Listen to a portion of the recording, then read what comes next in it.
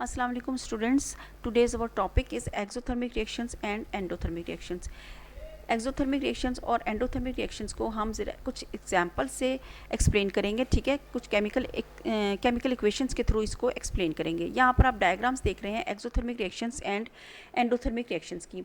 Exothermic reactions में आप यहाँ पर एक फ्लास्क देख रहे हैं, अंदर हमने कोई केमिकल ऐसा डालें जिससे इसकी सरफेस जो है वो गर्म हो जाए, ठीक है। ऐसे रिएक्शंस जो सराउंडिंग में हीट प्रोड्यूस करें उसको एक्सोथर्मिक रिएक्शंस कहते हैं। अब यहाँ इस डायग्राम में देखें आप, एंडोथर्मिक रिएक्शंस हो रहा है। यहाँ पर फ्लास्क में अगर कोई हम ऐसे केमिकल डालें जिनसे सराउंडिंग जो है आपकी वो कूल फील हो, मतलब कि इसके सरफेस जो है वो ठंडी आपको लगे, उसको एंडोथर्मिक रिएक्शंस कहते हैं, जो अपने सराउंडिंग से हीट जो है एब्जॉर्ब करे, ठीक है। तो यहाँ हम इसकी डेफिनेशंस देख लेते हैं। Exothermic reactions, exo mean outside and therm means heat. ऐसे reactions, exothermic reactions are those reactions during which heat is given out, जिनसे हीट जो है वो बाहर की तरफ निकले। इसकी कॉमन एग्जांपल हमारे पास बर्निंग ऑफ फॉसिल फ्यूल्स हैं। फॉसिल फ्यूल में हमारे पास आ जाते हैं कोल एंड नेचुरल गैस। जब हम कार्बन को in the presence of oxygen burn करते हैं तो कार्बन डाइऑक्साइड और हीट प्रोड्यूस होती है, ठीक है। नेक्स्ट रिएक्शन में हमारे पास है मीथेन। मीथेन हमारी नेचुरल गैस है।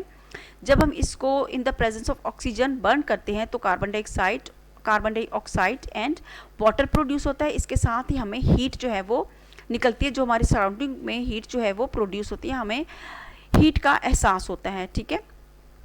इसी तरह अगर आप किसी कंटेनर में कैल्शियम ऑक्साइड डालते हैं, ठीक है, और वाटर उसके अंदर मिक्स करते हैं, तो आप देखते हैं कंटेनर को जब आप हाथ लगाते हैं तो आपको वो हॉटनेस फील होती है, आपको वो जो सरफेस है उसकी वो गर्म फील होती है। तो इट्स मीन कि ऐसा रिएक्शन जिससे हीट प्रोड्यूस हो उसको एक्सोथर्मिक रिएक्शंस कहते हैं। बात कर लेते हैं एंडोथर्मिक रिएक्शंस की। Endothermic reactions during which heat is absorb, ऐसे रिएक्शन जिनसे हीट जो है एब्जॉर्ब हो और वो हमें ठंडक का एहसास देते हैं।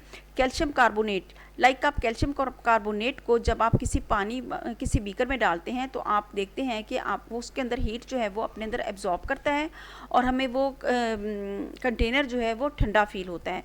कैल्शियम ऑक्साइड बनती है और कार्बन डाइऑक्साइड प्रोड्यूस होती है, ठीक है। अब एक आप कंटेनर लें, उसमें आप डालें कैल्शियम क्लोराइड और सोडियम कार्बोनेट, ठीक है। जब आप ये दोनों सॉल्यूशंस को मिक्स करते हैं, ये आपकी बुक में भी एग्जांपल है इसकी, जब आप इन दोनों सॉल्यूशंस को बीकर में मिक्स करेंगे, ठीक है, हीट जो है उसमें से आपके सराउंडिंग से अपने अंदर एब्जॉर्ब करेगी। यानी कि जब आप इट्स मीन कि जब आप बीकर को या आप कंटेनर को हाथ लगाएंगे, टच करेंगे, तो आपको बीकर और या कंटेनर जो है वो आपको ठंडा फील होगा, कूलनेस फील होगी उससे आपको, ठीक है। तो क्योंकि वो कैल्शियम कार्बोनेट बन रहा है और सोडियम क्लोराइड का सॉल्यूशन बनेगा, ठीक है। तो ये एक्सोथर्मिक और एंडोथर्मिक रिएक्शंस होते हैं। एक्सोथर्मिक रिएक्शंस वो रिएक्शंस होते हैं जिनसे हीट जो है वो प्रोड्यूस होती है और एंडोथर्मिक रिएक्शंस वो होते हैं जो हीट को अपने अंदर एब्जॉर्ब करते हैं।